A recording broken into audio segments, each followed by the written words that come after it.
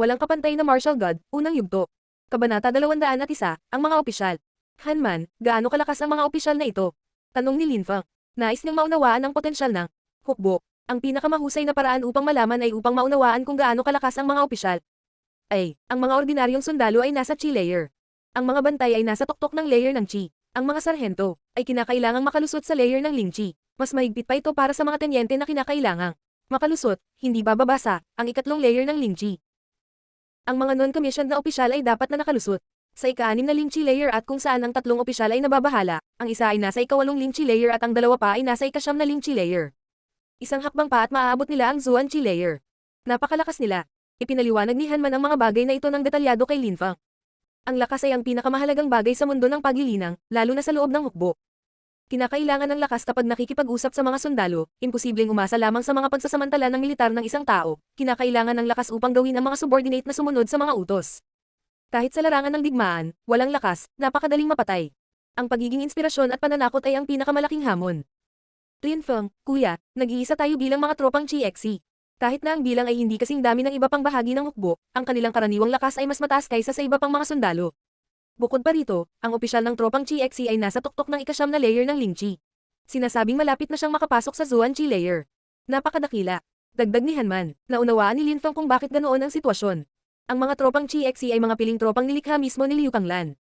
Imposibleng hindi sila ang pinakamalakas na unit sa loob ng hukbo.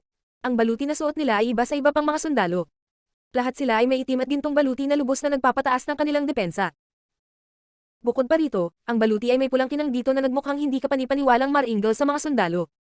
Kaya naman sinuot ni Hanman at Pu Jun ng armor. Nagdulot ito ng takot sa mga tao. Ang isang sulyap ay sapat na upang takutin ang mga tao na parang ang baluti ay naglalaman ng matulin at mabangis na chi ng Chi-Xi. Lin Feng kuya, maaari mong hilingin sa general na bigyan ka ng posisyong tenyente upang sabay nating labanan ang kalaban. Ang boses ni Hanman ay puno ng sigasig. Dumating si Lin Feng upang labanan ang kaaway. Kung makakapaglalaban silang magkatabi bilang magkapatid, tiyak na lalo silang magiging inspirasyon at motibasyon. Lin Feng, sa sandaling iyon, 5 tao ang gumagalaw patungo sa kanila. Ang nangunguna ay si Liu Kanglan. Nang makita ni Hanman at Pu Jun ng mga taong ito, tuwid silang tumayo, bahagyang yumuko at nagsagawa ng pagsaludo sa militar. General, opisyal, bahagyang tumanggo si Liu Kanglan at nagsabi, Hanman, Pu Jun, pwede na kayong dalawa umalis. Roger, General, sabi ni Hanman at Pu Jun habang nakatingin kay Lin Feng na may misteryosong ngiti sa kanilang mga mukha. Maya-maya ay umalis na sila. Lin Feng, pasok ka, kasama ko sila. Sabi ni Liu Kanglan. Kaagad pagkatapos, siya at ang 4 na tao ay pumasok sa tent. Mahigpit na sumunod si Lin Feng sa likuran nila. Sa tent, si Liu Kanglan at ang 4 na iba pa ay umupo sa iba't ibang lugar at tinitigan si Lin Feng na nakatayo. Si Lin Feng ay nakatingin din sa kanila pabalik. Tiningnan ni Lin Feng ang 2 tao sa gilid ni Liu Kanglan. Ang isa ay nakasuot ng itim at gintong baluti at ang isa naman ay nakasuot ng gintong baluti. Ang 2 pa ay nakasuot ng silver baluti. Bukod dito, ang mga ekspresyon ng mga taong ito ay mukhang matalas at marilag. Kalmado silang nakaupo roon ngunit may impresyon si Lin Feng na pinupuno ng tropang Chi-Xi na si Chi ang kapaligiran. Lin Feng, ito ang opisyal ng mga tropang Chi-Xi, si Jiu Chi-Xi. Ito ang gitnang opisyal, si Ren Qingguang. Ito ang kaliwang opisyal, si Feng Yuhan, at ito ang tamang opisyal, si Li Qingtian. Ipinakilala ni Liu Kanglan ang mga taong ito kay Lin Feng.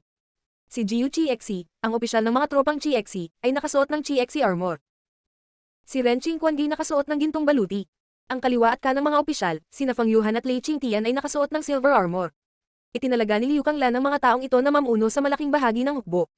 300,000 tropa sa kabuuan. Ang kanilang kapangyarihan at impluwensya ay umabot sa langit. Bahagyang yumuko si Lin Feng sa harap ng mga taong ito, ngunit puno siya ng mga tanong. Hindi niya alam kung bakit siya ipinakilala ni Uncle Liu sa lahat ng mga taong ito. Si Liu Kanglan ay umalis para maglakad at bumalik kasama ang 4 na taong ito. Ito ay malinaw na sinadya at hindi nagkataon. Ito si Lin Feng na sinasabi ko sa iyo. Ang sumikop sa puso ni Fei Fei, ang magiging manugang ko, sabi ni Liu Kanglan sa 4 na opisyal habang nakangiti. Napatulala si Lin Feng. Nakakagulat na opisyal na idineklara ni Liu Kanglan na si Liu Fei at Lin Feng ay may matalik na relasyon at na siya ay magiging kanyang manugang. Kahit alam ni Lin Feng na sinusubukan ni Liu Kanglan na pantayan sina Liu Fei at Lin Feng, gayunpaman, magkaibigan lang sila. Walang intimate sa pagitan nila. Ang mga salita ni Liu Kanglan ay labis na ikinagulat ni Lin Feng, ngunit dahil siya ay nagsalita sa ganoong paraan, hindi siya makontre ni Lin Feng. Wala siyang pagpipilian kundi ang tumanggo at kumpirmahin. Nagtataka akong makita kung anong uri ng lalaki ang gusto ni Liu Fei. Ang tamang opisyal na si Li Qingtian ay tumayo at gumawa ng ilang hakbang patungo kay Lin Feng at biglang, isang hindi kapanipaniwalang dami ng chi ang dumiretso patungo kay Lin Feng. Ang chi na iyon ay parang dugo at kamatayan. Si Lin Feng, sa sandaling iyon, ay nagkaroon ng impresyon na ang Taong nasa harapan niya ay hindi isang tao kundi isang makinang pangdemonyong pamatay. Ang kanyang mga kamay ay natatakpan ng walang katapusang dami ng dugo na pag-aari ng kanyang mga biktima. Nakakatakot. Si Lin Fang ay nanatiling hindi gumagalaw. Ang nakakabaliw na chi na iyon ay nagawang makaapekto sa determinasyon ng mga tao. Ang nakakatakot na chi ay lubhang mapang-api. Hindi naglakas loob si Lin Fang na isipin kung gaano karaming buhay ang kinuha niya upang maging isang opisyal. Ang ganitong chi ay napakapangit. Ha? Mukhang interesado si Lei Qingtian nang makita niyang nananatiling kalmado si Lin Fang. Kaagad pagkatapos, gumawa siya ng isa pang hakbang patungo kay Lin Fang. Siya ngayon ay halos 1 metro ang layo. Mula kay Lin Fang at ang kanyang uhaw sa dugo ng mga mata ay nakatitig kay Lin Fang. Mukha siyang demonyo. Ganun pa rin ang ekspresyon ng mukha ni Lin Fang. Kalmado siyang nakatingin sa dalawang mata na ito. Sa kanyang determinasyon, mahirap para sa mga anlabas na bagay na makaapekto o takutin si Lin Fang. Sa katawan ni Lin Fang ay biglang lumabas ang isang siksik at makapal na lakas ng labanan. Hindi ito nakakatakot gaya ng chi ng opisyal ngunit ito ay napakalamig at amoy kamatayan. Kahit na hindi ito kasing lakas ng makapangyarihang chi na kinakaharap niya, matapang pa rin itong hakbang mula kay Lin Fang. Boom! Isang hakbang pasulong si Lin Fang. Nakakagulat na hindi siya umusad, ngunit pasulong. Pagkatapos ng hakbang na iyon, 2 hakbang na lang ang naghihiwalay kina Lin Fang at Lei Qingtian. Pareho silang mabangis at determinado. Ang chi at ang nasusunog na enerhiya ng labanan ay nagbanggaan sa hangin. Ang mahabang buhok ni Lin Fang ay lumilipad mula sa hangin na likha ng shockwaves. Ang buong eksenang iyon ay halos 10 segundo lang ang haba. Ang chi ni Lei Qingtian pagkatapos ay dahan-dahang naglaho. May ngiti siya sa gilid ng bibig niya. Hindi masama. Hindi ka lang lumayo sa akin kundi mas lumapit ka pa. Gusto ko yan. Sabi ni Lei Qingtian habang nakangiting buong puso. Tinapik niya ang mga balikat ni Lin Fang na nagpang-inag sa kanyang katawan. Napakalakas niya. Kaya pala gusto siya ni Fei Fei. Para sa isang kidad niya, ang pagkakaroon ng lakas na lumampas sa ikalimang layer ng Ling Chi ay talagang mabuti. Sabi ng kaliwang opisyal na si Fang Yuhan habang tumatango at nakangiti. Hindi na seryoso at solemn na ang atmosphere sa tent.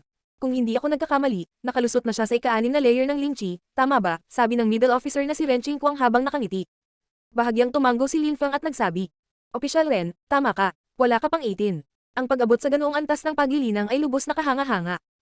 Ang mga tumutulong sa atin dito ay mas mahina. Mayroon kang walang limitasyong mga posibilidad sa iyong talento. Nakakalungkot na hindi ka mananatili ng napakatagal sa gitna ng hukbo.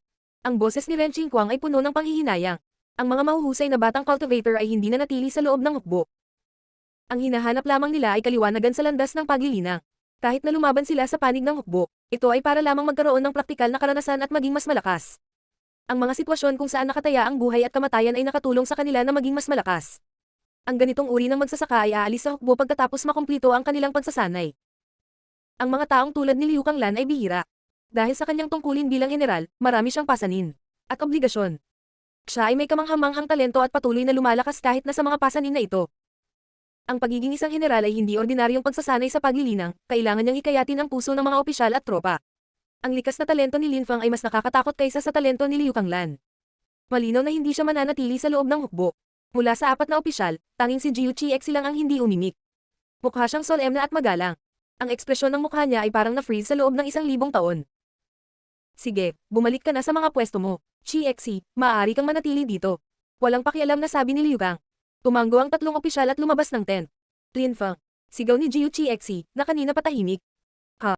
Inangat ni Lin Fang ang kanyang ulo at tumingin kay Jiu Qixi na hulaan na may sasabihin sa kanya. Ang lalaki. Lin Fang, sa mga tropa ng Qixi, bukod sa akin bilang isang opisyal, mayroong 3 hindi kaparte. Officers, 30 tenyente, 300 sarhento at 3,000 gwardya. Sa kabuuan, mayroong 28,521 Qixi armored horses. Lahat ng tropa natin ay mga elite fighter. Ang aming diskarte ay upang labanan ng 1 laban sa 10. Kahit na mas kaunti ang tropa natin kaysa sa ibang paksayon, kung aatake tayo, mananalo tayo. Sabi ni Jiu Qixi sa mahinahon at solemne na tono. Ang kanyang mga salita ay nakakaantig. Bukod pa rito, nakakagulat na ganap niyang naalala ang eksaktong bilang ng mga kabayong Qixi na mayroon sila. Ito ay hindi kapanipaniwala na alam niya ang eksaktong bilang, sa panahon ng mga laban, maaari silang mamatay anumang oras, kaya mahirap magtatag ng tumpak na mga estatistika. Ang mga tao ay karaniwang magkakaroon lamang ng pangkalahatang ideya. Lin Fang, maaalala mo ba ito? Sabi ni Jiu Qixi na ikinagulat ni Lin Fang. Bakit gusto ni Jiu Qixi na maalala ito ni Lin Fang? Ngunit tumango pa rin si Lin Fang at nagsabi, I will, kung gayon ay mabuti. Lin Fang, bawat miyembro ng tropang Qixi ay isang elite na sundalo. Pagkatapos ng bawat laban, alalahanin kung ilan ang natalo sa atin. Malalaman ko tuloy kung ilan sa ating mga kapatid ang pumanaw. Mas malulungkot ako sa bawat kamatayan. Para sa susunod, gagawin ko ang lahat ng aking makakaya at walang pagsisikap na mabawasan ng husto ang bilang ng aking mga kapatid na dapat mamatay. Si Jiu Qixi ay nagsasalita mula sa kanyang puso. Tubhang iginagalang siya ni Linfang. Si Jiu Chixi ay hindi may kakaila na isang natatanging opisyal na parang kapatid sa kanyang mga tropa kaya naman naalala niya silang lahat. Walang kapantay na martial god, unang yugto. Kabanata 202, ang mga itim na gwardya. Madaling araw, sa puting hamog, isang bugle na tawag ang pumuno sa hangin at narinig ito ng lahat sa lugar ng militar. Sa isang tent, naroon si Linfang at nakasuot siya ng pulang baluti na kulay ng sariwang dugo. Itinaas niya ang kanyang ulo at tumingin sa abot tanaw. Sinabi niya sa kanyang sarili. Sa wakas ay dumating na sila. Sa kalagitnaan ng gabi, natanggap niya ang impormasyon na ang mga tropa ng Moyu Country ay 50 kilometro na ang layo, ngunit hindi sila umaatake. Nagtatayo lang sila ng campsite. Ang mga tropa ng Zuyu Country ay hindi kayang pabayaan ang kaligtasan at sila ay may mga sentinel na umiikot at nanunood sa bawat aksyon na ginagawa ng mga tropa mula sa Moyu Country. Ang tawag ng bugle na iyon, na sinusundan ng tunog ng mga tambol ng digmaan, ay malamang na nangangahulugan ng pagsisimula ng digmaan. Walang humpay ang tunog ngunit walang kahit kititing na kaguluhan sa loob ng kampo. Sa halip, ang lahat ay napaka-organisado. Pwedeng magsimula ang labanan anumang oras, imposibleng magpanik ang tropa dahil doon. Ilang silhouette ang lumitaw at lahat ay nakasuot ng pulang baluti sa tent ni Linfang. Ang kanilang mga mukha ay natatakpan ng kanilang mga helmet ngunit ang kanilang mga ekspresyon ay matalim kapag nakatingin kay Linfang. Sundan mo ako, sabi ni Linfang na walang pakialam. Kaagad pagkatapos, umalis siya sa tent at tumalon sa kanyang Dragon Colt Horse. Ang iba ay mahinahong tumalon din sa kanilang Chixi Armored Horse at sumunod sa kanya. Ang ibang mga tropa ng Chixi ay tumingin kay Linfang at sa mga taong sumusunod sa kanya. May mga 40 tao. Ang kanilang baluti ay mas madugong pula kaysa sa iba pang mga sundalo sa lawak na ito ay nakasisilaw sa mata. Tila ang araw ng umaga na sumisikat sa isang lusak ng dugo. Hindi rin sapat ang 40 tao para makagawa ng kompletong squad sa loob ng hukbo. Sa hukbo, kinokontrol ng mga sarhento ang 100 tao. Mabilis na tumakbo si Linfang at ang iba pa sa kanila. Ilang sandali pa, nakarating sila sa isang lugar kung saan magkaharap ang dalawang pangkat ng militar. Sa harap ni Linfang, mayroong malawak na itim na karagatan ng mga tropa na naglalabas ng nakamamatay na chi. Sila ang mga sundalo ng Moyu Country. Dati, si Linfang ay hindi pa nakakita ng isang larangan ng digmaan maliban sa telebisyon sa kanyang nakaraang buhay. Nang makita niya ito, matinding damdamin ang sumalakay sa kanyang puso. Sa gitna ng lahat ng tropang ito, ang isang tao ay parang butil ng buhangin. Ang daan-daang libong tao na ito, kung gumamit silang lahat ng busog, maaari nilang patayin ang isang kalaban sa isang iglap, kahit na nakalusot sila sa Zuan Chi layer. Sa larangan ng digmaan, bihira ang napakalakas na cultivator kaya napakahirap umasa sa personal na lakas. Iyon ang dahilan kung bakit si Liu Kanglan, noong mga araw, ay pinugutan ng ulo ang pinuno ng kalaban na nag-uutos. Sa gitna ng mga tropa ng Zuyu Country, ang kaliwa, kanan at gitnang mga tropa ay nasa perpektong pormasayon ngunit ang mga tropang Chixi ay nagkalat sa buong hukbo. Tungkol sa mga tropa ng Imperial City na sumunod kay Duan Tianlang, sila ay nasa pormasayon na magkabalikat kasama ang gitnang tropa. Nasa unahan ng tropa sina Liu Kanglan, Jiu Chixi at Ren Qingguang. Brother Liu, ang kalaban ay dumarating at sila ay mukhang napakalakas. Parang may mahigit 500,000 tropa sila. Paano natin sila haharapin? Walang pakialam na tanong ni Duan Tianlang habang tumatakbo patungo kay Liu Kanglan. Duan Tianlang, sa tingin mo ba ay direktang sasalakayin tayo ng prinsipe ng Moyu? Sabi ni Liu Kanglan habang nakatalikod at nakatingin kay Duan Tianlang. Siya ay malamig at walang pakialam. Habang ang dalawang hukbo ay magkaharap, kahit na ang isa ay nasa numeral superiority, imposible para sa kanila na maglunsad ng direktang pag-atake. Ang isang digmaan ay tungkol sa pagpapalitan ng buhay, kahit na manalo sila. Ang resulta ay magiging trahedya. Kung isa sa alang-alang ang reputasyon ni Moyu, imposible para sa kanila na maglunsad ng ganoong pag-atake. Brother Liu, lagi mong naiintindihan ng maayos ang kaaway bago magsimula ang digmaan. Hinahangaan ko, iyon. Sabi ni Duan Tianlang habang nakangiti ng walang pakialam. Kaya lang, napakaraming posibilidad. Paano? Ang prinsesa. Kasama siya sa tropa ngayon. Kung may mangyari sa kanya, sino ang mananagot? Sa tingin ko, dapat kang makahanap ng solusyon para manalo sa lalong madaling panahon. Sumama ang prinsesa sa iyo kaya tungkulin mong tiyakin ang kanyang seguridad. Sabi ni Liu Kanglan habang malamig na nakangiti. Ang mga tropa ay sasabak sa isang malapit na labanan mula umaga hanggang gabi at hinihiling ni Dan Tianlang si Liu Kanglan na lumaban ng solusyon upang manalo sa lalong madaling panahon. Hindi lamang siya pinasanya ang responsibilidad para sa labanan ngunit ginawa rin siyang responsable para sa seguridad ng prinsesa. Iyon ay katawa-tawa. Brother, paano ka nakakapagsalita ng ganyan? Iyo ang teritoryong ito, bisita ko. Dahil sa ganoong paraan, nasa iyong mga kamay ang kaligtasan ng prinsesa. Obviously, kung wala kang pakialam dyan, dapat tandaan mo na, kinuha mo ang personal guard ng prinsesa. Malamig na sabi ni Duan Tianlang habang nakatingin kay Linfang. Duan Tianlang, kaharap mo ang hukbo ng kaaway at nakakagulat na nasa mood ka pa rin para sa mga nakakainip na pag-uusap at tumangging gampanan ang sarili mong mga responsibilidad. Sabi ni Linfang habang hinihimok ang kanyang kabayo. Sa ilalim ng kanyang baluti, ang kanyang ekspresyon sa mukha ay napakatalim. Pagkatapos ay sinabi niya, kung may mangyari sa prinsesa, mamamatay ako, ngunit maaaring nakakalimutan mo ang tungkol sa iyong sariling mga responsibilidad. Nang matapos siyang magsalita, hindi na hinintay ni Linfang na sumagot si Duan Tianlang at agad na hinimok ang kanyang kabayo na tumatakbo patungo kay Duan Xinye. Sa sandaling iyon, nakasuot din si Duan Xinye ng armor ngunit hindi na itago ng kanyang helmet ang kanyang magagandang mata. Upang makita, mayroong isang hiwa sa mga mata. Sa likod ni Linfang ay isang grupo ng mga tao na nakasuot ng matangkad na pulang baluti. Ang kanilang mga mukha ay ganap na natatakpan maliban sa kanilang mga mata na tila napakatalas at malupit. Anong ginagawa mo dito? Tanong ni Yu Tianchen na nagpoprotekta kay Duan Xinye sa kabilang panig niya. Nang makita niya si Linfang, mukha siyang mapagbantay at malamig. Wala kang pakialam. Malamig na sagot ni Linfang. Pagkatapos ay ibinigay niya ang isang helmet kay Duan Xinye at sinabi, Prinsesa, ang helmet na iyon ay magpoprotekta sa iyong mukha. Mas maganda kung suotin mo. Sige, salamat sa'yo. Sabi ni Duan Xinye habang inilalagay ito sa kanyang ulo. Sa kaso ng biglaang pag-atake, ang helmet na iyon ay magiging mas ligtas para sa kanya. Linfang, ikaw ang aking personal na bantay, manatili dito at protektahan ako. Sabi ni Duan Xinye na may magandang ngiti sa kanyang mukha. Sa kaso ng panganib, ang kanyang mukha ay mapoprotektahan. Sa pagkakataong iyon, suot niya ang helmet kaya ang magaganda niyang mata lang ang nakikita. Sa likod ng kanyang kabayo, mukha siyang maharlika at kabayanihan. Nagulat si Linfang at agad na tumango. Sige. Tinitigan ni Yu Tianchen si Linfang sa malamig na paraan ngunit hindi siya pinansin ni Linfang at tumingin sa walang hangganang distansya. Biglang lumitaw ang hukbo ng kalaban. Maraming tao ang nakamount sa loob ng hukbo ng kaaway. Napuno ng ulap ng alikabok ang hangin. Mga 1 kilometro ang layo nila mula sa hukbong Zuyu nang huminto sila. Kami ang mga itim na gwardya ng Moyu Country. 36 na tao, sino ang maglakas loob na labanan kami? Sabi ng malakas at malalim na boses. Ang mga itim na gwardya ng Moyu Country ay tulad ng mga tropang Chiexi sa Zuyu. Sila ang mga elite na sundalo. Si Jiu Chiexi ay mukhang kalmado nang makita niya sila at sinabing parang walang pakialam at sinabi niya. Huwag kayong makipag-away. Ang mga tropang Chiexi ay mukhang walang ekspresyon. Wala silang partikular na pakiramdam. Ang mga order ay parang bundok. Sinunod lamang nila ang mga utos at hindi kailanman natangay ng kanilang mga personal na damdamin. Huwag kayong makipag-away. Sabi ni Duan Tianlang habang malamig na nakangiti. Itinaas niya ang kanyang ulo at mayabang na sinabi.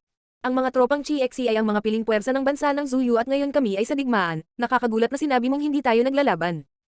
Bakit mo sinisira ang mood ng tropa? Anong pakay mo? Duan Tianlang, kung gusto mong lumaban, magpadala ka ng sarili mong tropa. Malamig na sagot ni Jiu Chiexi. Habang sinusulyapan si Duan Tianlang, ang mga itim na gwardya ay pawang namumukod Tenji. Wala ni isang tao ang mahina. Ang makapangyarihang chi ay lumalabas sa kanilang mga katawan. Hindi nakakagulat na sila ay mga piling tropa. Kaya ganyan ang tropang Chiexi.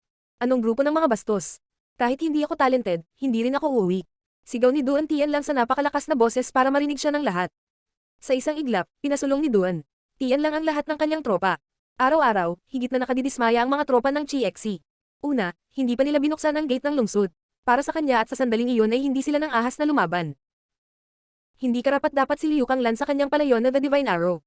Sa mga tao ng Celestial Academy, sino ang handang lumaban? Maaari akong magpadala ng 35 piling tropa at hayaan kang mamuno sa labanan. Sabi ni Duan Tianlang habang tumatakbo patungo sa mga estudyante ng Celestial Academy. Siyempre, kung wala sa inyo ang gustong lumaban, magpapadala ako ng isang tao mula sa Holy Courtyard ng Zuyu. Gusto kong lumaban. Sabi ng isang tao sa sandaling iyon sa mga tao ng Celestial Academy. Lumabas ang isang binata at may lumalabas na enerhiya sa kanyang katawan. Sige. Ang mga estudyante ng Holy Courtyard ng Zuyu at ng Celestial Academy ay pawang mga natatanging disipulo sa bansa ng Zuyu. 35 piling alagad, lumabas at lumaban kasama ang binatang iyon. Ipakita sa kanila kung gaano kadakila at prestihiyoso ang ating bansa. Magiting na sabi ni Duan Tianlang. Gaano kalakas ang mga itim na gwardya na ito? Tanong ni Linfang na may banayad na tanong. 36 na tao, ang pinakamahina ay nasa ikatlong layer ng Lingqi, 10 sa kanila ay nasa ika-4 na layer ng Lingqi, 6 sa kanila sa ika-5 Lingqi layer, 2 sa ika-6 isa at isa sa ika-7. Sabi ni Badaw sa mahinang boses. Si Linfang ay namangha. Malakas ang mga itim na gwardya na ito. Ang pinakamahina ay nasa ikatlong layer ng Lingqi. Napakalakas nila. Nakapagtataka, mayroong kahit isa sa ika-7 Lingqi layer na kayang talunin ng 100 tropa ng Chiexi. Pinili ni Jiu Chiexi na huwag lumaban, halatang may magandang dahilan siya. Ang Moyu Country ay direktang nagpadala ng tulad ng isang elite formation ng mga sundalo, ito ay isang taktika ng digmaan. Sa sandaling iyon, ang 36 na tao ay umalis na, nakita ni Linfang ang chi na inilalabas ng mga estudyante ng Celestial Academy at sinabi, hindi kayo maaaring sumali sa laban, mamamatay kayong lahat. Ha? Sabi ng isang binata habang nakakunot ang noo at nakatingin kay Linfang. Agad siyang sumagot, Linfang, ikaw at ako ay parehong mga estudyante ng militar, akala ko ay mainit ang dugo mo tulad ko. Hindi ko akalain na magiging duwag ka. Nang matapos siyang magsalita ay agad na tumakbo ang binatang iyon patungo sa mga itim na gwardya. Nang makita ng mga itim na gwardya na ito ang mga taong Zuyu na dumating, mahigpit nilang hinawakan ang kanilang mga sibat. Nang dumating ang mga Zuyu cultivator sa kanilang harapan, nagpakawala sila ng isang malakas na chi at inihagis nilang lahat ang kanilang mga sibat na lumipad sa hangin sa hindi kapani-paniwalang bilis. Sa pagkakataong iyon, may mga kabayong magulong tumatakbo at humahagulgol. Ang mga sibat ay nakarating na sa kanilang destinasyon. Ang mga puso ng 36 na Zuyu cultivator. 36 na malalakas at sikat na Zuyu cultivator ay nakatagpo lamang isang marahas na kamatayan. Ang isang sibat ay sapat na. Si Linfang ay mukhang walang ekspresyon. Binalaan niya sila, ngunit hindi sila nakinig sa kanya. Ano pa ang magagawa niya? Binawi ng 36 na itim na gwardya ang kanilang mga sibat, bumalik sa porma sayon at sumigaw. Inimbitahan ng mga itim na gwardya ang mga tropang Zuyu Chixi na pumunta at lumaban. Ang walang kapantay na martial god, unang yugto.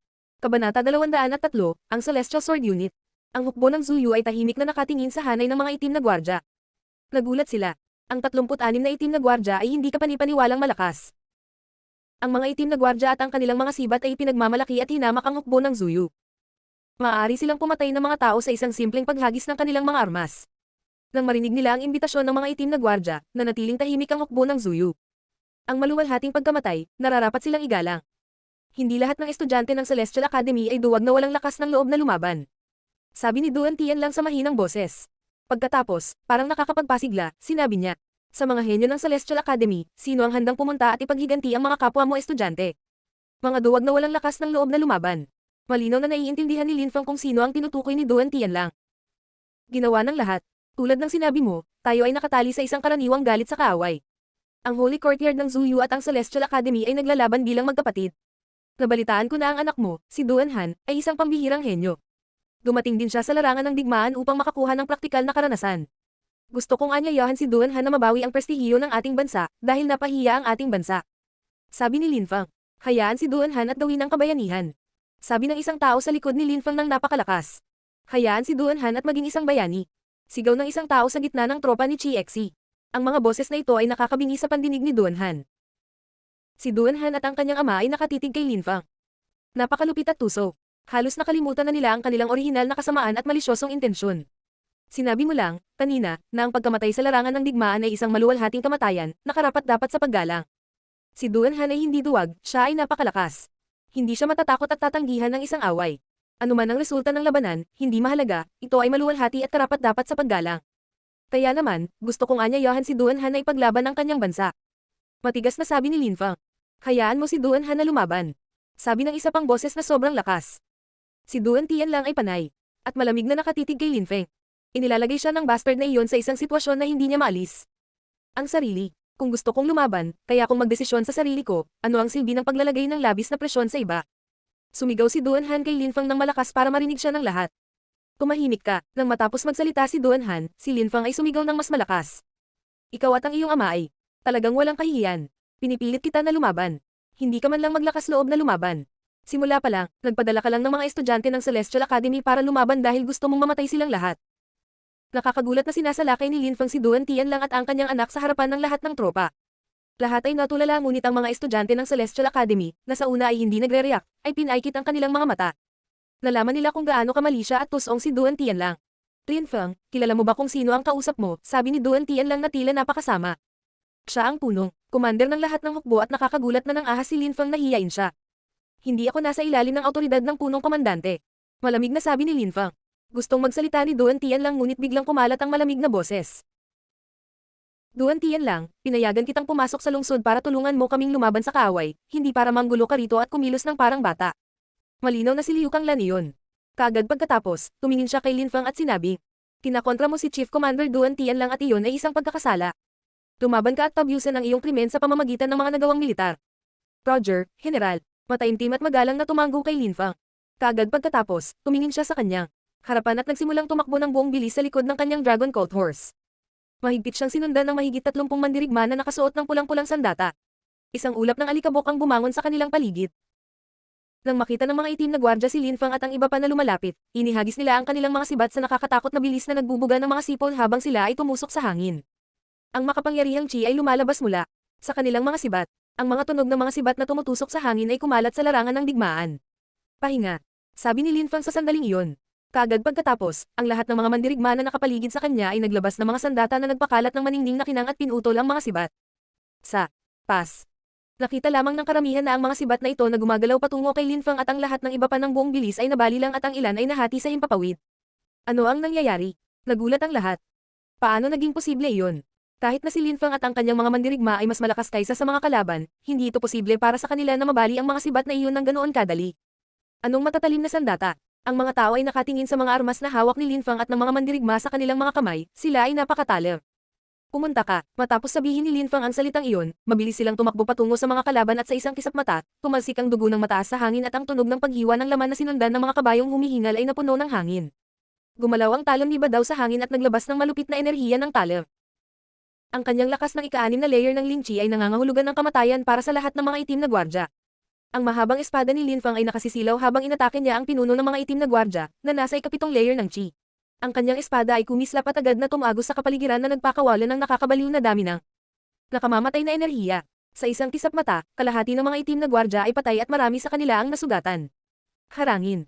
Hinarang ng pinuno ng mga itim na gwardya ang espada ni Lin Fang habang ang kanyang mukha ay namutla ng nakamamatay. Kailan pa nagkaroon ng ganitong malalakas na cultivator na na-recruit sa mga tropang GXC? Hindi magagapi. Sa kalagitnaan ng laban, biglang umikot ang mga itim na gwardya at baliw na hinihimok ang kanilang mga kabayo na umatras. Ang buong hukbo ng Zuyu ay natulala. Patayin. Sabi ni Lin Fang.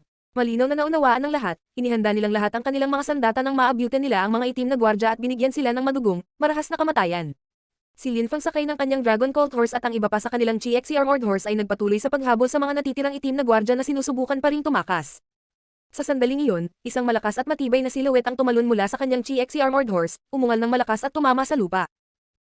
Isang malaking bunganga ang lumitaw sa lupa sa ilalim ng mga itim na gwardya na nagpabagsak sa kanilang lahat sa bunganga, hindi nakatakas. Pahinga. Hinawakan ng pinuno ng mga itim na gwardya ang kanyang pangalawang sibat at itinutok ito sa dingding ng bunganga. Isang malakas na dagandong ang bamalat sa hangin, nanginginig ang lupa. May lumitaw na butas sa dingding kung saan dumaong ang sibat. Ang hepe ng mga itim na gwardya ay gustong tumakas sa butas na iyon. Manatili doon. Kaagad, lumitaw ang mga baging at binalot sa mga itim na gwardya na naninikip sa kanilang mga katawan at hindi sila makagalaw. Tyrant Ical Blade. Sa hangin ay lumitaw ang isang ilusyonaryong talon na agad na pumutol pababa. Marami sa mga itim na gwardya ang nataman. Sa isang kisap mata, isa na lang sa itim na gwardya ang natitira. Ang pinuno nila sa ika-7 layer ng Ling Chi. Sa simula ng laban, isang malalim na paghinga lang ang lumipas. Arg! Sigaw ng pinuno ng mga itim na gwardya. Ang kanyang sibat ay tila hindi kapanipaniwalang makapangyarihan. Tumalon siya mula sa kanyang kabayo at ang kanyang katawan ay lumipad sa hangin. Si Lin Fang ay mukhang kalmado at emna. Talagang ibinigay niya ang sarili niyang helmet kay Duan Xinye, kaya hindi siya nagsusuot ng helmet. Kitang-kita ang kanyang gwapong mukha at ang kanyang mahabang hangin ay nililipad ng hangin. Bahagyang pinasakay ng kanyang katawan ang kanyang kabayo. Kaagad pagkatapos, tumalon siya sa hangin. Sa sandaling iyon, isang hindi kapanipaniwalang dami ng lakas ng labanan ang nag-aalab sa buong katawan niya. Sa kalangitan, lumitaw ang isang ilusyonaryong itim na espada, isang nakamamatay ngunit banal na espada. Inatake mo ang aking mga kasama na isang krimen, kailangan kitang patayin. Sabi ni Lin Fang sa isang solemna at mahinahong tono. Nakapatong pa rin ang katawan niya sa hangin. Huminga siya ng malalim at nahulog mula sa langit ang kanyang nakamamatay na itim na espada. Ang ilusyon ng itim na espada ay nahulog mula sa langit at naputol ang katawan ng pinuno ng itim na gwardya sa gitna at ang kanyang katawan ay nahati sa 2 piraso. Wala man lang siyang oras para magpakawalan ng nakakakilabot na tili, tahimik lang. Siyang naputol sa 2. Boom boom boom boom boom. Ang pag-ataking iyon ay hindi kapanipaniwala na ang puso ng lahat ay tumitibok ng malakas sa kanilang mga dibdib. Isang ilusyonaryong espada sa himpapawid ang naghiwa sa pinuno ng itim na gwardya sa 2. Gaano kalakas? At saka, binata pa ang naglunsad ng ataking iyon. Sa sandaling iyon, ang gwapong binata na iyon ay tumalon pabalik sa kanyang kabayo at mahinahong bumalik sa hukbo. Ang buong hukbo ay nakatingin sa kanya at galit na nagsisikap na tingnan ng mas mabuti, gusto nilang makita ng mas malinaw ang binatang iyon. Wow! Nanginginig ang langit. Ang puso ng mga tropang GXC ay napuno ng nag-aalab na sigasig. Matagal na panahon na rin noong hindi nila naramdaman ang ganoong pakiramdam. Hindi nila akalain na kayang gisingin ng isang binata ang gayong damdamin sa kanilang mga puso. Tumiti ng walang pakialam si Jiu GXC. Mahinahon niyang tiningnan si Liu Kanglan at sinabing, General, nakikita ko ang iyong imahe sa kanya. Tumingon si Liu Kanglan at ngumiti pabalik kay Jiu GXC. Matagal na kitang hindi nakikitang ngumiti. Sabi ni Liu Kanglan at saka tumalikod. Ang hukbo ni Mo Yu ay nakakagulat na tumalikod at umaatras. Dumating sila para sa kapangyarihan at prestihiyo ngunit kailangang bumalik dahil kay Lin Fang. Hindi ako kasing talento niya. Maingat na sabi ni Liu Kanglan kay Jiu GXC na nagpang-inag sa kanya. Agad naman siyang ngumiti ulit. Mas malakas ang espiritu ni Lin Fang at mayroon din siyang mas mataas na likas na talento. Kalmadong bumalik si Lin Fang sa tabi ni Duan Xinye habang hinuhubad niya ang kanyang helmet. Ang kanyang mahaba at maisla na mga daliri ay inilipat ang kanyang buhok sa isang tabi at tumingin kay Lin Fang na may malaking ngiti sa kanyang mukha. Si Lin Fang ay nabighani, ang kanyang ngiti ay talagang kaakit-akit. Tanging si Duan Tian lang at ang kanyang anak ang may nakakatakot na ekspresyon sa kanilang mga mukha, lalo na si Duan Han. Noong mga araw, iniisip niya noon na mas magaling siya kay Lin Fang. Gayunpaman, sa sandaling iyon, mas mahina siya kaysa kay Lin Fang at malayong makahabol sa antas ng kanyang lakas. Lin Fang, sabi ni Liu Kanglan sa malakas na boses. General, sagot ni Lin Fang, Lieutenant ka na ngayon. Ikaw na ngayon ang namamahala sa sarili mong unit ng GXC na tinatawag na The Celestial Sword at direkta kang nasa ilalim ng GU-GXC. Sa mga merito ng militar ng pagpatay sa mga itim na gwardya at pagpilit sa hukbo ng kaaway na umatras, maliwanag na sapat na si Liu Kanglan para bigyan si Lin Fang ng posisyong tenyente. Ipinakita lang ni Lin Fang kung gaano kalakas ang kanyang kapangyarihan. Walang sino man ang magkakaroon ng anumang pagtutol. Masayang tinanggap ni Lin Fang. Ang walang kapantay na martial god, unang yugto. Kabanata 204, Assassin. Tumakbo si Lin Fang patungo kay GU-GXC at sinabi ng may paggalang na tono. Opisyal, Lin Fang, ang iyong tolda ay nasa parehong lugar pa rin. Ngayon ikaw ay isang tenyente kaya't maging komportable sa loob ng mga tropang GXC. Maaari mong gawin ang gusto mo sa mga sundalo. Kung may anumang panganib, maaari mong hawakan ito ayon sa gusto mo, ngunit gusto kong bumalik ang dalawang ito kapag tapos ka na. Kung umalis sila, nawawalan ako ng dalawang tenyente. Sabi ni GU-GXC habang nakaturo kay Hanman at Puljun na nasa likod ni Lin Fang. Opisyal, nangangahulugan ba ito na maaari tayong sumali sa Celestial Sword Unit? Sabi ni Hanman habang mukhang nasa sabik. Kung makakatrabaho niya si Lin Fang, wala siyang pakialam sa kanyang pagiging tenyente at susundin niya ang mga utos ni Lin Fang. Hindi, bumalik ka na sa mga unit mo, sabi ni GU-GXC. Si Hanman at Puljun ay ngumiti ng pilit at sinabing, Roger, officer. Pagkatapos sabihin niyon, ngumiti sila ng pilit habang nakatingin kay Lin Fang at agad na bumalik sa kanilang unit. Lin Fang, itong dalawang lalaking ito, kailangan ko pa rin sila. Maaga o huli, sila ay nasa ilalim ng iyong utos. Sabi ni GU-GXC na may misteryosong tono. Kaagad pagkatapos, idinagdag niya. Maaari kang pumunta, ngayon. Sige. Sabi ni Lin Fang habang bahagyang tumango at tumabi. Lin Fang. Sa sandaling iyon, isang malinaw at natatanging boses ang lumitaw. Tumingon si Lin Fang at nakita si Duan Xinye na kamakawi sa kanya. Maaari mo akong hintayin dito. Sabi ni Lin Fang kay Badaw at sa iba pa. Kaagad pagkatapos, pumunta siya sa prinsesa at nagtanong. Ano ang problema? May problema siguro para makausap kita. Ikaw ang aking personal na bantay. Sabi ni Duan Xinye habang nagbibigay ng matamis na ngiti kay Lin Fang. Hindi alam ni Lin Fang kung paano sisagot. Lin Fang, samahan mo ako sa aking tolda. Ipagtitimpla tayo ni Kyukaw ng tsaa at makakapag-usap tayo sandali. Sabi ni Duan Xinye. Nanatiling tahimik si Lin Fang. Wala kang gana. Well, kalimutan mo na iyon. Pwede ka nang umalis. Sabi ni Duan Xinye nang makita niyang nanatiling tahimik si Lin Fang. She looked disappointed, pero pilit nang umiti. Pinaikot ni Lin Fang ang kanyang kabayo. Kinagat-kagat ni Duan Xinye ang kanyang labi at isang mapait na pakiramdam ang sumalakay sa kanyang puso. Kadalasan, ang mga kabataang lalaki ang laging humahabol sa kanya ngunit lagi niya itong tinatanggihan. Hindi man lang niya tiningnan ang mga gwapong binata sa syudad. Gayunpaman, interesado siya kay Lin Fang, ang walang kabuluhan at walang pidyon na binata. Nagsimula siyang magkaroon ng damdamin para sa kanya. Sa wakas ay nakakuha na siya ng lakas ng loob na anyayahan siya at tinanggihan siya nito tulad ng ginawa niya sa lahat ng marangal na binata noon. Maaari kayong bumalik sa tent nang wala ako. Sabi ni Lin Fang na umabot sa tenga ni Duan Xinye. Pagkatapos ay nakita niyang lumingon ito. Isang matamis na ngiti ang bumungad sa kanyang mukha. Ang kanyang kalungkutan ay nauwi sa kaligayahan. Noong una, hindi tinanggihan ni Lin Fang ang kanyang alok, inuutusan lang niya ang kanyang mga tropa na bumalik. Prinsesa, sabi ni Lin Fang habang lumilipat pabalik kay Duan Xinye. Terena, ang buhok ni Duan Xinye ay lumulutang sa hangin habang tumatakbo ang kabayo. Sa sandaling iyon, maraming tao ang sumusunod sa kanya. Mahigpit ding sumunod sa kanya si Lin Fang at hindi niya napansin na may masamang nakatingin sa mag-asawa. Daing ng isang tao malapit kay Liu Kanglan. Si Liu Kanglan ay natulala. Pagkatapos ay tumingin siya sa galit na tao at sinabi, Fei Fei, kailangan mong hawakan ng maayos ang mga bagay na tulad nito. Kasiwa ng ano ng maayos. Sabi ni Liu Fei habang nagngangalit ang mga ngipin. Maya-maya pa ay umalis na siya. Lihim siyang nagmumura kay Lin Fang sa kanyang puso. Anong pervert? General, parang interesado si Prinsesa Duan Xinye kay Lin Fang. Siya ang magiging karibal ni Fei Fei sa hinaharap. Sabi ni GU-GXC sa mahinang boses. Bahagyang nagalit ang matatandang lalaki sa prinsesa. Napansin nila na hindi tumitingin si Duan Xinye kay Lin Fang katulad ng pagtingin niya sa ibang tao. Palaging nakangiti si Duan Xinye sa mga tao sa palakaibigang paraan, ngunit kapag ngumiti siya kay Lin Fang, higit pa doon, malambot, matamis at malambing. Ang unang paggising ng paibig, malambot na damdamin tulad ng tubig. Hindi may tago ng mga batang babae ang damdamin. Nakikita sila ng lahat sa kanilang ekspresyon sa mukha, tulad ni Liu Fei. Si Liu Kanglan ay ngumiti ng pilit at umiling. Tahimik siyang tumingin sa silhouette na paalis. Nakasuot ng armor ang silhouette, ngunit hindi niya nakalimutan na sa ilalim ay banal at dalisay pa rin sila. Gaya ng dati, namangha siya. Ang tolda ni Duan Xinye ay mainam na inayos. Hindi ito maluhong ngunit ito ay malinis at maayos. Na nagpadali sa pag-iisip ng isang tao sa kagaanan at pakiramdam na nakaka-relax. Sa sandaling iyon, si Linfang at Duan Xinye ay nakaupo sa sahig sa tabi ng isang hardwood na mesa. Prinsesa, Young Master Lin, handa na ang tsaa. Dumating si Kyuko sa harap ni na Duan Xinye at Linfang at nagsilbi sa kanila ng tsaa. Mabilis na kinuha ni Linfang ang kanyang tasa ng tsaa habang nakangiti at sinabing, "Babae, hindi na kailangang manatili sa gayong mga formalidad." Hindi sanay si Linfang na pinaglilingkuran ng iba. "Young Master Lin, ikaw ang panauhin ng prinsesa, ito ang aking tungkulin." Sabi ng utusan habang nakangiti. Tumilitaw ang dalawang dimples niya sa pisngi kapag ngumiti siya, ang cute niya.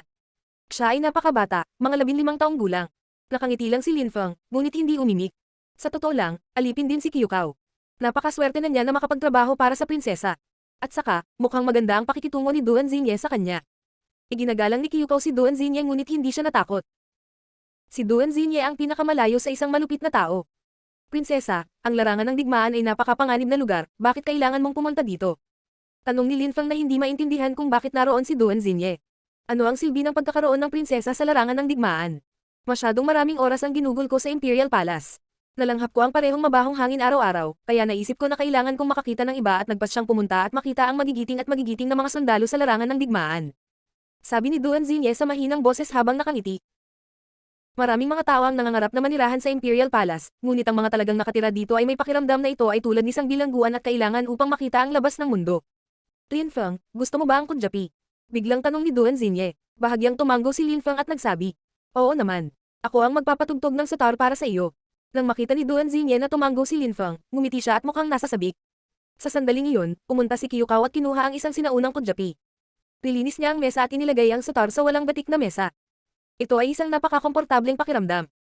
Nakangiti si Duan Xinye, nilagay niya ang dalawang kamay niya sa zither at nagsimulang tumugtog ng dahan-dahan.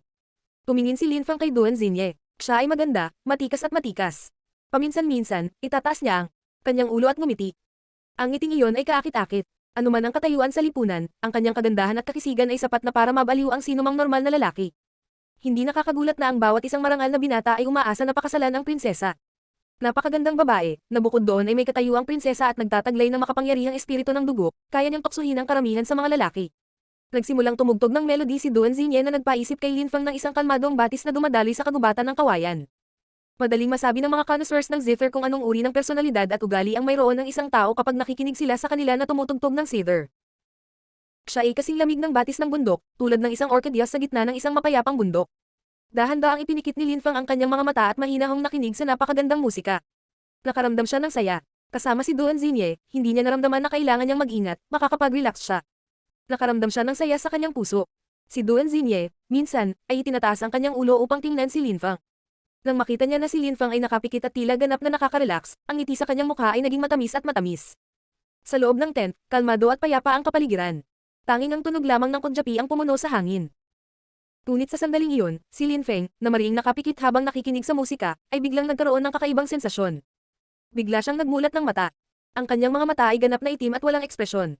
Naging mabagal ang mundo sa paligid niya at nasa loob na siya ng mundo ng kadiliman niya. Kung wala ang bahagyang pag-aalangan, kumuha siya ng punyal at nilaslas sa hangin. Ang pinakamahusay, ang kanyang dagger ay naputol ang isang arrow sa gitna ng hangin, na dumaan malapit sa pisngi ni Linfang. Isang malakas na hangin ang umiihip sa tolda at itinaas ang mabibigat na kortina nito. Kaagad pagkatapos, isang silweta ang kumikislap sa hangin na parang isang ilusyon. Ramdam ni Linfang ang panganib na paparating. Itinaas muli ni Linfang ang kanyang punyal nang maramdaman niya ang isang espada na gumagalaw patungo sa kanya. Inilipat ni Linfang ang kanyang dagger patungo sa ilusyonaryong figure, ngunit wala itong epekto. Sas. Pas. Dumating ang punyal ni Linfang sa dibdib ng kalaban, ngunit ang ikinagulat niya ay ginamit ng kalaban ang kanyang kanang kamay para harangin ang kamay ni Linfang at ginamit ang kanyang kaliwang kamay para maghagis ng napakatalim na palaso patungo sa prinsesa sa likod ni Linfang. Ang buong sitwasyon ay nangyari sa bilis ng kidlat. Kahit na walang pakialam ang kalaban sa sariling buhay, desidido silang patayin ang prinsesa bago sila mamatay. Isang asasin. Tumibok ang puso ni Linfang. Masyadong mabilis ang palaso ng kalaban na ibinato niya. Halos marating na nito ang destinasyon at hindi na ito napigilan ni Linfang. At kung hindi niya ito haharenjan, tiyak na mamamatay si Prinsesa Duan Xinye. Ang asasin na iyon ay nasa ikalimang Lingchi layer. Napaka-brutal ng espadang iyon at determinado ang asasin na ipagpalit ang buhay nila sa buhay ng prinsesa. Ang walang kapantay na martial god, unang yugto. Kabanata 205, ang prologue ng labanan. 8 strike ng desolation. Walang pag-aalinlangan, inilunsad ni Linfang ang kanyang 8 strikes of desolation ngunit naging sanhi lamang ito ng bahagyang paglihis ng arrow. Para bang inasahan ito ni Linfang, itinaas niya ang kanyang kamay sa bilis ng kidlat at inilunsad ang kanyang chi pasulong upang harangan ang arrow. Pas. Pas. Bahagyang tumama ang chi ni Linfang sa palaso upang pabagalin ito, ngunit tumagos pa rin ang palaso dito. Xinye, ilag. Galit na sigaw ni Linfang. Ang espada ni Linfang ay nasa dibdib pa rin ng kalaban. Naglabas si Linfang ng hindi kapani-paniwalang dami ng sword energy sa loob ng katawan ng assassin. Ang assassin ay nakatagpo ng isang nakakatakot na brutal na kamatayan. Pas. Tumingon si Linfang at namutla ang kanyang mukha. Halos hindi na niya nakita ang pana na tumagos sa laman. Ngunit hindi ito ang prinsesa, ito ay si Kyukao. Ilang sandali bago, si Kyukao ay itinapon ang sarili sa harap ni Duan Xinye upang protektahan siya. Kyukao. Sigaw ni Duan Xinye na may malungkot na sigaw. Pagkatapos nito, lumitaw ang isang butas sa bubong ng tent at ang mga baging ay bumaba mula sa langit, hinawakan ang katawan ni Duan Xinye at itinaas siya sa hangin. Nandito siya. Sigaw ni Linfang. Tumalon siya sa hangin at naglazles gamit ang chi mula sa kanyang mahabang espada. Kasabay nito, isa pang siluwet ang nahulog mula sa langit. Isang mahabang talam ang tumama sa sword chi ni Linfang at winasak ito. Ang silweta ni Duan Xinye, sa isang kisap mata, ay nawala sa tent at inalis ng mga baging. Si Linfang ay namangha. Ang kanyang mukha ay nakamamatay na mapatla. Napakahusay na pag-atake. Bukod pa rito, kahit ang pinakamahinang tao ay nasa ikalimang layer ng Lingchi. Si Linfang lang ay hindi makakahadlang sa kanilang lahat. Isang walang katapusang chi ang biglang lumabas mula sa espada ni Linfang at sinundan ito ng isang nakakakilabot. Natili. Ang enerhiya mula sa espada ng kalaban ay ganap na nagkalat. Galit na galit si Linfang at naglunsad ng nakamamatay, hindi maiwasang pag-atake sa kalaban. Boom! Ang espadang chi ay naging sanhi ng pagsabog ng tolda sa maliliit na piraso. Tumingin si Linfang sa kanyang paligid. Galit na galit ang itsura niya. Nang makita ni Linfang ang mga kalaban na nagtatangkang tumakas, agad siyang tumalon sa hangin sa pagtugis, ngunit sa sandaling iyon ay isang kamao ang tumama sa kanyang mukha, na nagpa-atras sa kanya. Umalis ka sa daan ko, sigaw ni Linfang nang napakalakas nang makita niya ang taong nakabaluti na humaharang sa kanyang daraanan. Si Linfang ay itinulak pabalik sa tent ng malakas na hampas na iyon sa kanyang mukha. Kumusta ang kamahalan, ang prinsesa? Tanong nung tao habang nakatingin sa tent. Nang makita ng taong iyon na hindi sumasagot si Linfang, nagpatuloy sila. Ano ang ginawa mo sa prinsesa? Naramdaman ni Linfang na malapit nang makatakas ang mga assassin.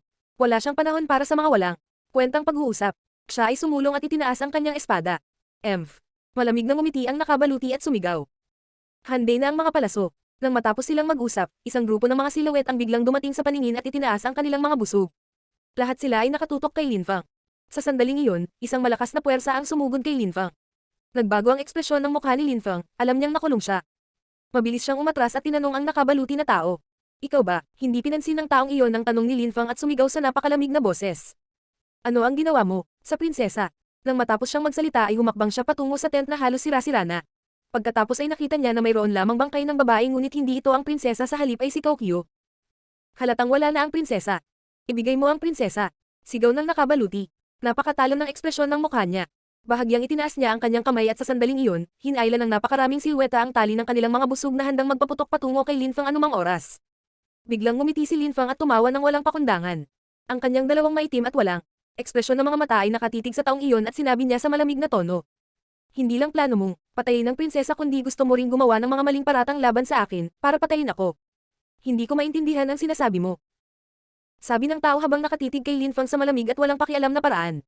Pagkatapos ay sinabi niya, ang lakas ng loob mong banggitin ang buhay ng prinsesa kong at sarili mong buhay sa parehong pangungusap.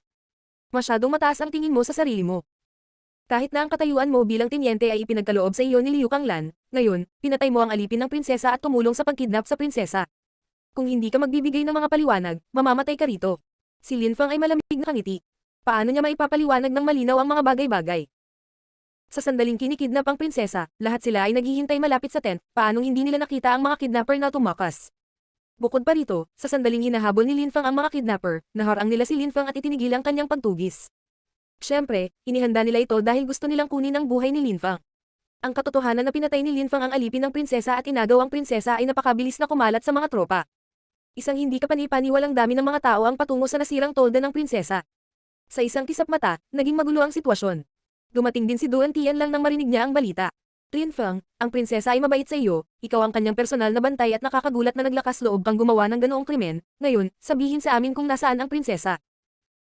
Sigaw ni Duan Tian lang habang nakatitig kay Linfang. Hindi makapagbigay ng paliwanag si Linfang. Kahit na magbigay ng paliwanag si Linfang, walang maniniwala sa kanya.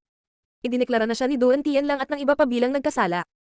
Sa ganang kanila, si Linfang ang pumatay kay Kyukao at kumidnap sa prinsesa.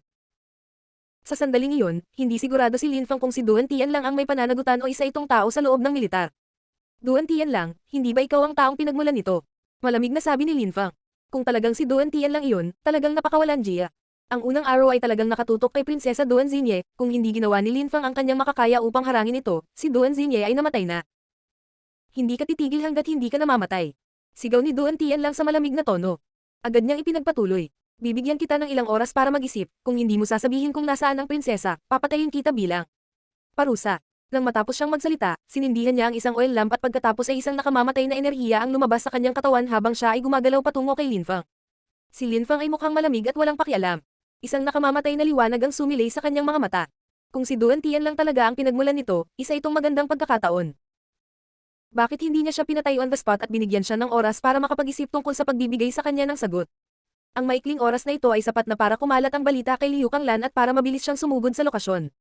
Hindi naintindihan ni Lin Fang ang intensyon ni Duan Tian lang. Gayunpaman, hindi matukoy ni Lin Fang kung buhay pa ang prinsesa o hindi. Gusto niyang hanapin si Duan Xinye sa halip na mag-aksaya ng oras dito. Total, kinidnap siya at responsibilidad niyang protektahan siya. Gayunpaman, kung isasaalang-alang ang bilang ng mga araw na nakatutok sa kanya at ang hindi kapani-paniwalang malalakas na mga sundalong nakapaligid sa kanya, ang pagmamadali upang iligtas siya ay magiging hanggal. Ang kanyang buhay ay kasalukuyang nasa panganib. Dahan-dahan siyang lumingon at nakita niyang malapit ng masunog ang oil lamp. Nagsimulang manginig ang lupa. Isang hindi kapani-paniwalang bilang ng mga kabayo ang sumugod patungo sa campsite. Ang tolda ay ganap na napapaligiran ng mga sundalo sa isang iglap. Duan Tian lang, sa tingin mo ba maaari kang kumilos ayon sa gusto mo dito? Sa sandaling iyon, isang boses ang kumalat sa kapaligiran. Tumitaw si Liu Kanglan sa hangin habang nakayuko sa kanyang likod. Sa likuran niya, ang opisyal ng mga tropang Chiexi, si Jiu Chiexi, ay mahigpit na sumusod. Agad siyang lumipat sa tabi ni Lin Fang at hindi pinansin ang lahat. Liu Kanglan, nagplano si Lin Fang laban sa prinsesa at hindi siya pinrotektahan. Wala siyang mahanap. Bakit mo siya piniling kumampi? Anong masamang intensyon ang kinikimkim mo? Sabi ni Duan Tian lang. Wala akong pakialam kung sino ang kumidnap sa prinsesa pero dahil sa maikling panahon na ang lumipas, ang paghahanap sa prinsesa sa loob ng campsite ang magiging pinakamagandang solusyon kaysa mag-aksaya ng oras dito. Hindi siya makakaalis sa kampo. Gayunpaman, dinala mo ang lahat ng iyong mga sundalo dito at lumikha ng isang magulong kapaligiran at nagkalat ng mga chismis. Paano ito nakakaapekto sa moral para sa ating hukbo? Hindi mo. Sinasadyang gawin ito para saktan si Lin Fang. Nagulat si Lin Fang sa mga salita ni Liu Kanglan. Gaya ng inaasahan, napakakaranasan ni Liu Kanglan at napatunayang malinaw niyang naiintindihan ang pinakamahalagang aspeto ng sitwasyon. Si Duan Tian lang ay isang aristokrata at ang punong commander. Paanong hindi niya maintindihan kung ano ang pinakamahalaga sa siyong ito? Sa ganoong sitwasyon, ang pinakamahalagang bagay ay ang paghahanap agad sa nawawalang prinsesa at hindi nito ginamit ang kanyang hukbo para bitag si Lin Fang sa pagtatangkang parusahan siya. Ang katotohanang binigyan niya ng ilang oras si Lin Fang ay tila may kinalaman kay Liu Kanglan. Malinaw na naiintindihan ko iyon, ngunit binigyan ko siya ng oras para masunog ang isang oil lamp ngunit hindi pa rin masabi ni Lin Fang kung nasaan ang prinsesa. Liu Kanglan, ikaw ay isang general, ang pagpaparusa kay Lin Feng ay iyong tungkulin ngunit sa halip, ikaw ay pumanig sa isang kriminal. Kung hindi ka aalis sa daan, huwag mo akong sisihin sa hindi pagpapakita ng awa. Sabi ni Duan Tian lang sa isang mahinahon at magalang na tono na parabang nagtataglay siya ng magiliw na damdamin kay Liu Kanglan at ayaw makipag-away. Isang ngiti ang lumitaw sa mukha ni Liu Kanglan nang sabihin niya. Ang pag-anyaya sa iyo na pumunta rito upang labanan ang ating karaniwang kaaway ay isang malaking pagkakamali. Duan Tian lang, isa kang taksil. Chiexi Armored Cavalry, nandyan ka ba? Galit na sigaw ni Liu Kanglan. Tayo ay, ang kapaligiran ay biglang napuno ng mga sigaw ng Chiexi Armored Cavalry. Ang mga kabayong Chiexi ay napaungol at ang kapaligiran ay napuno ng kamamatay na Chi. Ang tropa ni Duan Tian lang ay magulo at ang kanilang moral ay hindi matatag. Nakipagtulungan si Liu Kanglan kay Lin Fang, isang kriminal na kumidnap sa prinsesa. Siya ay malinaw na isang traidor. Pareho silang karapat-dapat sa parusang kamatayan ng batas, patayin sila. Pagkatapos ay malamig na sumigaw si Duan Tian lang. Bitawan mo ang iyong mga palaso. Nang matapos magsalita si Duan Tian lang, isang walang katapusang dagat ng mga arrow ang kumalat sa hangin. Patungo kina Liu Kanglan at Lin Fang. Talagang binigyan ni Duan Tian lang ang kanyang hukbo ng utos na patayin sila. Patayin silang lahat. Sigaw ni Jiu Chiexi na nagsimulang tumakbo patungo sa hukbo habang nagpapaputok ng malalakas na palaso mula sa kanyang pana. Kaagad, nagsimulang magbigay ang mga sundalo ng kakilakilabot na hiyaw ng sakit. Lahat sila ay nagmula sa mga sundalo na napapaligiran ng Chiexi Armored Cavalry. Walang awang pinapatay ng Chiexi Armored Cavalry ang mga sundalong iyon. Tinangka ni Duan Tian lang napatayin si General Liu Kanglan. Galit na galit ang Chiexi Armored Cavalry troops. Napatay na ng mga tropang Chiexi ang malaking bilang ng mga tropa ni Duan Tian lang. Galit na galit si Duan Tian lang. Sa isang kisap mata isang digmaang sibil ay nagsimula. Ang lahat ay napuno ng malamig na layunin ng pagpatay. Ano ang nangyayari? Paano maaaring mangyari ang ganitong sitwasyon? Ito ay dahil kay Lin Fang. Wala nang makakakontrol sa sitwasyon.